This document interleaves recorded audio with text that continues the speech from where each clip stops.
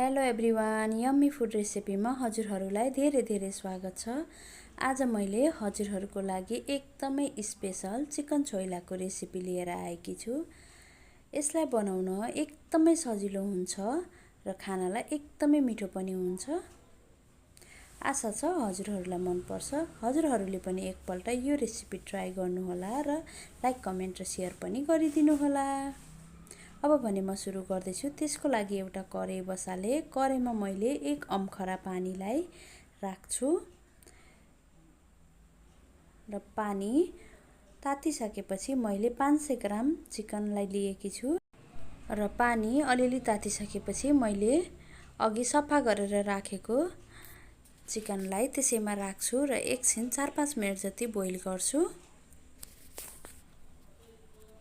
यसरी चलाउँदै 4-5 मिनेट जति बोइल गरिसकेपछि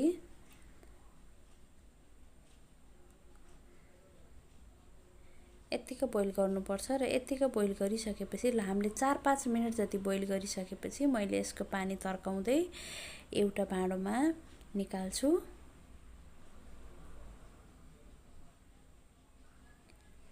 यसरी सबै चिकनलाई निकालिसकेपछि सोही कराईलाई सफा गरेर फेरि बसाले र मैले त्यसमा थोरै तोरीको तेललाई राखेकी छु र यसलाई मैले राम्रोसँग सबै कराईतिर लाग्ने गरेर फिजार्छु र मैले अघि बोइल गरेको चिकनलाई त्यसैमा राख्छु। हामीले चाहिँ छोइला बनाउँदाखेरि चाहिँ बोइल गरिसकेपछि चिकनलाई चाहिँ पोल्यो भने चाहिँ झनै धेरै मिठो हुन्छ र मसँग चाहिँ पोल्नको लागि उपलब्ध थिएन र मैले यसरी कराईमा थोरै तेल राखेर यसलाई मैले यसरी भुटेकी हुँ। यसलाई मैले रातो रातो हुन्जेरीसम्म यसरी चलाउँदै रोस्ट गर्दै गर्छु।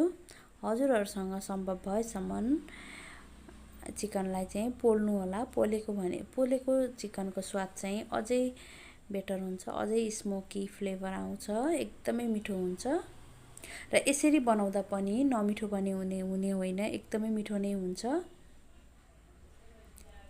अब भने हाम्रो यो चिकन रोस्ट भइसकेको छ। यसलाई मैले एउटा भाँडोमा निकाल्छु। अब हेर्नु त यतिको बनाएर चाहिँ निकाल्नुपर्छ।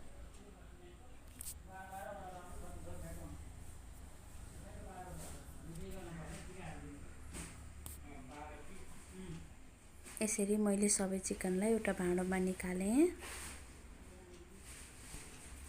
यसरी निकालिसकेपछि मैले अब अन्य मसलाहरू रेडी गर्छु। त्यसको लागि मैले सोही कराई बसालेँ र कराईमा मैले थोरै तोरीको तेललाई राखेँ र मैले थोरै जिरालाई पनि फुराएँ।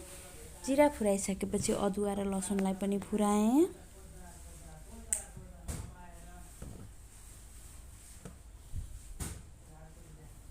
र मैले 10-12 जति रातो सुकेको खुर्सानीलाई पनि त्यसैमा राख्दै चलाउँदै भुट्दै गर्छु।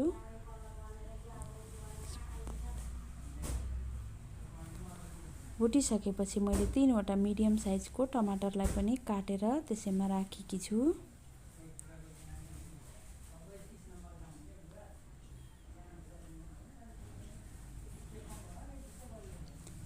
यसरी चलाउँदै पकाउँदै गर्छु।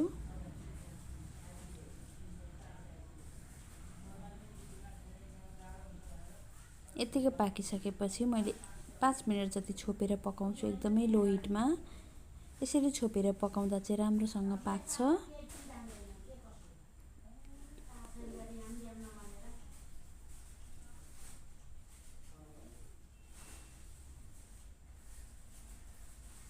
यतिको भइसकेपछि अब मैले एउटा प्लेटमा निकाल्छु।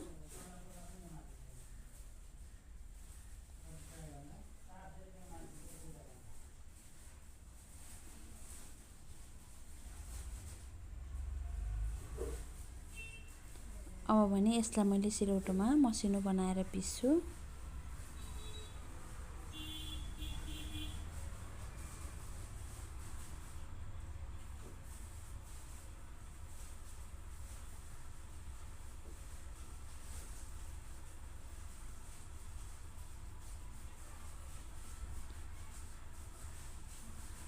यसरी मैले यो जिरा, खुर्सानी, लसुन, अदुवा र टमाटरलाई चाहिँ यसरी मसिनो गरेर पिसेँ।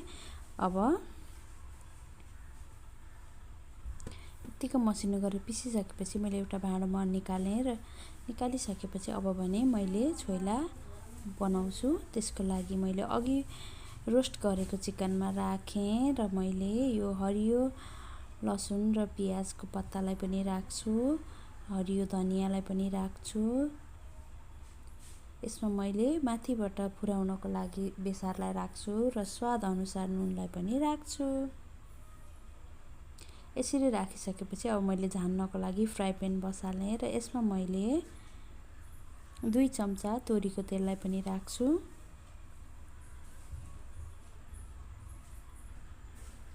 यसरी तातिसकेपछि मैले आधा चम्चा मेथीलाई पनि राखेँ र मेथी कालो हुन्जरीसम्म फुराउनु पर्छ र फुटिसकेको छ, मेथी कालो भइसकेको छ। अब भने मैले ग्यासको हिटलाई अफ गर्छु।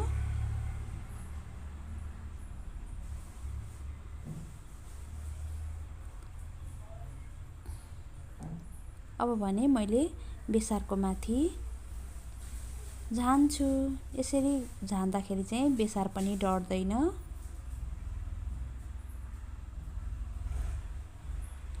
अब मैले यो हाम्रो छोइलालाई राम्रोसँग एउटा चम्चाको सहायताले मिक्स गर्छु। हजुरहरूलाई हातले नै मिक्स गर्न मन छ भने पनि हातले मिक्स गर्न मिल्छ।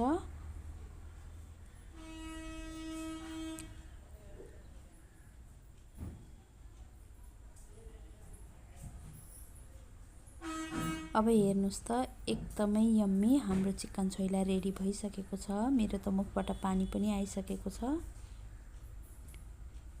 यस्तै पुरा भिडियो हेरेर लाइक, कमेन्ट र सेयर गरिदिनु होला है र यस्तै नयाँ भिडियोहरू हेर्नको लागि हाम्रो च्यानललाई सब्स्क्राइब पनि गरिदिनु होला र छेउमा रहेको बेल आइकनलाई प्रेस गरिदिनु होला। मैले भने एउटा प्लेटमा सर्भ गरिसकेकी छु।